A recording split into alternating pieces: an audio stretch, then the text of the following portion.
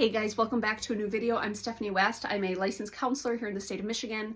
I want to give some context on yet another reason why I think therapy can be so helpful, especially in seasons of transition, especially when we're not necessarily kind of where we want to be yet, meaning there's goals in front of us, there's certain outcomes that we want, and perhaps we're just kind of lacking the confidence or we're lacking the certainty of what the next moves are or where we're headed or what we even want to be next.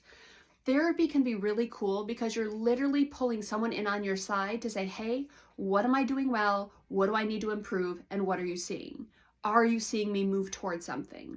And so I have one client in particular where, we've walked together for about 7 or 8 months now, and there has been a giant history of avoidance in their past. So any sort of conflict avoidance, avoidance of discomfort, avoidance of anything that even looks or feels or sounds remotely like there might be a little bit of tension going on, they run in the other direction. And so she's chatting with me this last week and she's like, Steph, I'm just like, nothing's changing. Like I show up to therapy every week and no big deal. It doesn't feel like anything's changing. And it's because she doesn't see it. But often we don't see our role in our own story. It's hard for us to see the compounding change over time. Like I might notice a year from now that I'm significantly different, but I probably don't notice all the micro wins along the way unless someone took the time to stop and say, Steph, but you did this, and you did this, and you did this. And so I get to be that person in this gal's story, and I can say, hey, wait a second. You're letting me know you don't see growth, right? And she's like, nope, I'm just, I'm kind of hopeless. Maybe therapy's not for me. I was like, okay, well, that's interesting.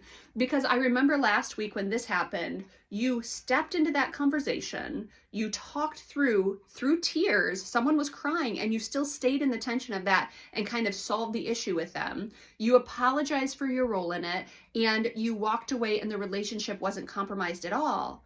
9 months ago, you would have ran and ghosted them. And not only did you confront what was going on, you stayed in it and the relationship is stronger. And she's like, okay, well, that was a one-time win.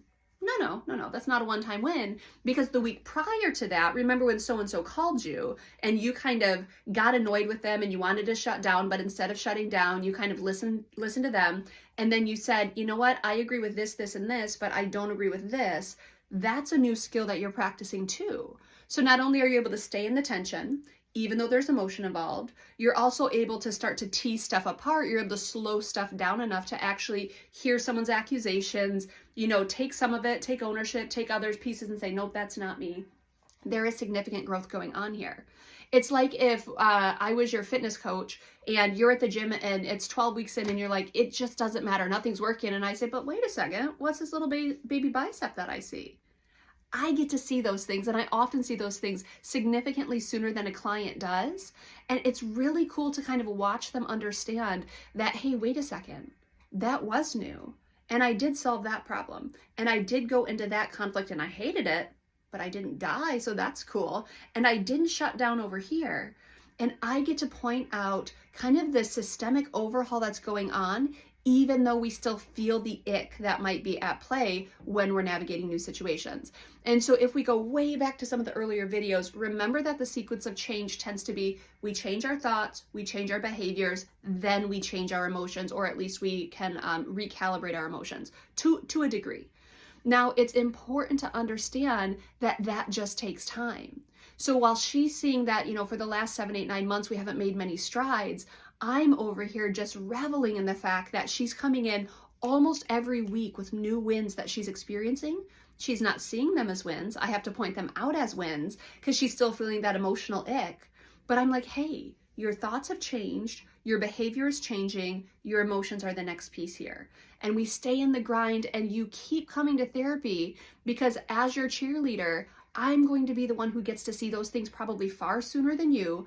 I'm going to be the one that points them out. And pretty soon I'm not going to have to point them out because you'll start to see it too.